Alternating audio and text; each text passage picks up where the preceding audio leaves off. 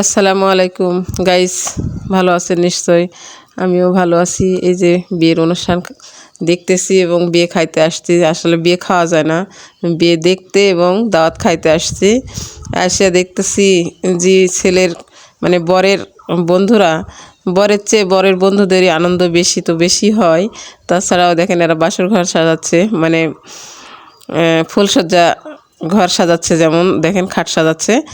যে হলো ছেলেরা গরমে ঘেমে মেখে এই সেই হয়ে একেবারে কেমন সেকা বেকা হয়ে গেছে, তারপরও তারা ঘর সাজানোর জন্য, বাসর ঘর সাজানোর জন্য তারা পাগল হয়ে গেছে। এমন করে ঘর সাজাচ্ছে, দেখেন আকর্ষণীয় করে সৌন্দর্য করে সাজাচ্ছে। আসলে গ্রামে আগে এরকম হতো না। এখন গ্রামের বিয়ে তো শহরের বিয়ের মতো সুন্দর করে সাজগোজ করে বাসর ঘর সাজায় এবং খাওয়ার আয়োজন করে এবং মেহমান টেহমান সবাই যায়, মাইক্রো নিয়ে বিয়ে করতে যায়। আগে যুগে তেমন ছিল না, শুধু একটা ভ্যান গাড়িতে নিয়ে বিয়ে হয়ে যেত। এখন দেখেন যুগ কত পরিবর্তন হয়েছে, ছেলেরাও আধুনিক হয়েছে। তা বাসর ঘর সাজাচ্ছে আর নাচতেছে সবাই। আসলে আগের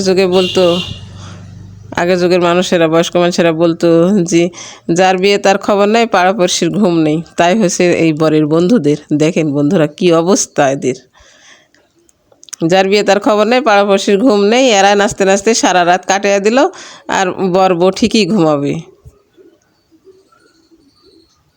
তো এই পর্যন্তই বন্ধুরা, বিয়ের অনুষ্ঠানটা দেখতে থাকেন, আবার ভিডিও করব। এটা শুধু একটু বাসর ঘর দেখালাম, আরও তো আছেই।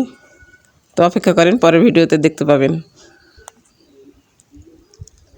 তো আজকে এই পর্যন্তই। অবশ্যই আমাকে মনে করে সাবস্ক্রাইব করে দিবেন এবং পেজে ফলো করে দিবেন। আমি আজকের মতো এই পর্যন্ত রাখছি। খোদা হাফেজ।